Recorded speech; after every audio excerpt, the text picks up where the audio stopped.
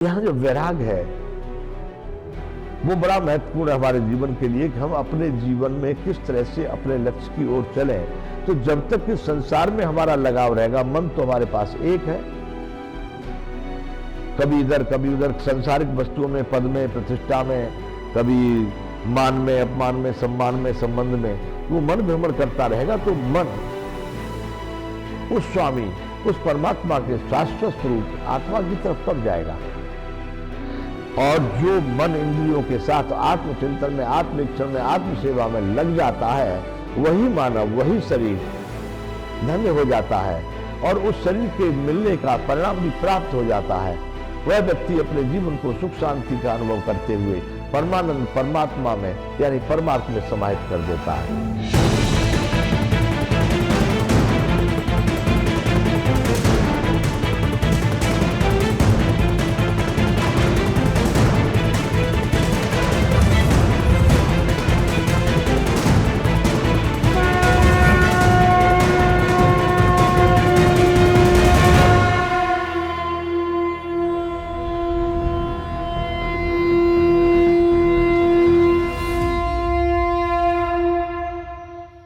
जय विश्वबंधु।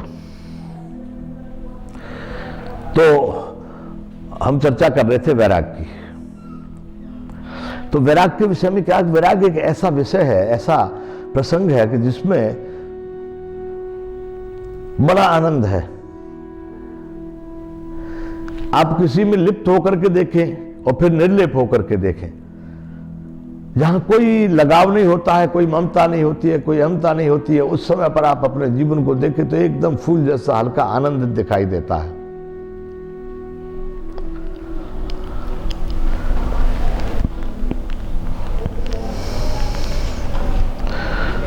तो अध्यात्म में जब कोई भी मानव विरति, वैराग का एक दूसरा नाम है विरति, संसार से विरत होने लगता है, रति रहित होने लगता है और अपने परमानंद स्वरूप, परमात्मा स्वरूप आत्मा में चिंतन, रमण, भ्रमण जो भी कुछ उसका है वो सब आत्मा में होने लगता है। तो वह स्वयं ही उस आनंद का अनुभव, वो बोल भी नहीं था, उसको बताया नहीं जा सकता। वह कैसा आनंद है, वह कैसी स्थिति है, कौन सी दशा है, उसका वर्णन शब्दों में नहीं किया जा सकता। वैराग्य के विषय में हमारे सभी ग्रंथ शास्त्रों ने बहुत सही ढंग से उसकी प्रस्तुति की है। और हमने, जैसे मैंने कहा कि मैं ज्यादा तो जानता नहीं, पर तुलसीदास कृत रचित रामचरितमानस में मैंने ज्यादा देखा है, ध्यान दिया है और कुछ कुछ श्रीमद् भगवद गीता में भी चिंतन किया है। तो इनमें जो दिए गए हैं वैराग्य के लिए बहुत विशेष प्रकार से जोर दिया गया है। रामायण में फिर एक बात कहें, एक जगह और कहा है गोस्वामी जी ने कि हमारे शरीर में अनेक प्रकार के रोग दिखाई देते हैं। ऐसे मन के रोग हैं, मन का भटकना अपेक्षाओं में और अनेक प्रकार की इच्छा वासनाओं में भटकता रहता है, वो पूरी नहीं होती हैं, तो बड़ी बीमारी जैसी शरीर में बड़ा खराब प्रक्रिया शुरू हो जाती है। तो गोस्वामी जी फिर रामायण में लिखे हैं कि जानिए तब मन विरुज गुसाई, जब उर बल विराग अधिकाई। तब आप समझ लीजिए कि मन हमारा बहुत हल्का हो गया है,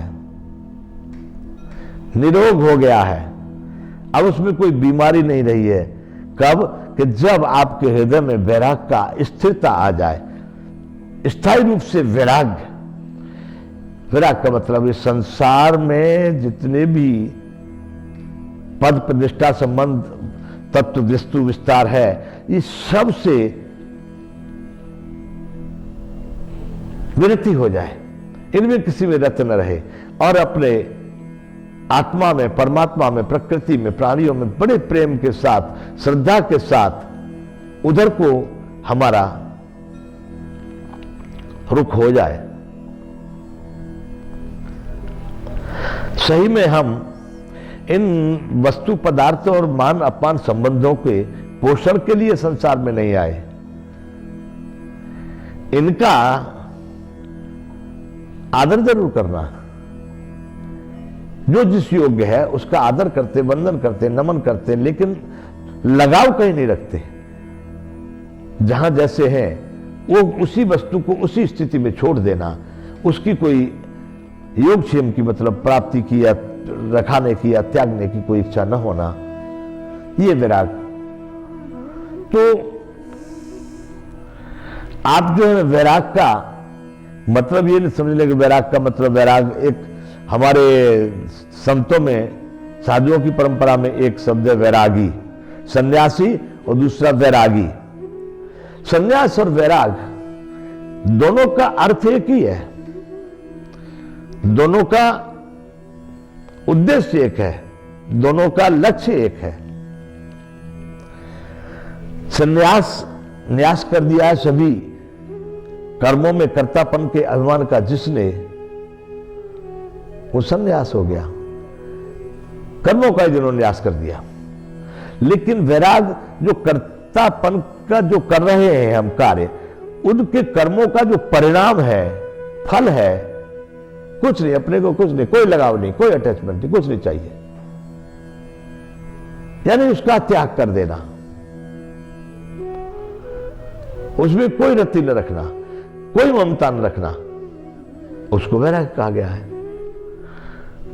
सन्यास और वैराग, हमारे यहां दो प्रकार के साधु भी भारत में कहे जाते हैं, सन्यासी और वैरागी। सन्यास और वैराग दोनों एक ही चीज को देने वाले हैं, दोनों परमानंद परमात्मा की तरफ को ले जाने वाले हैं।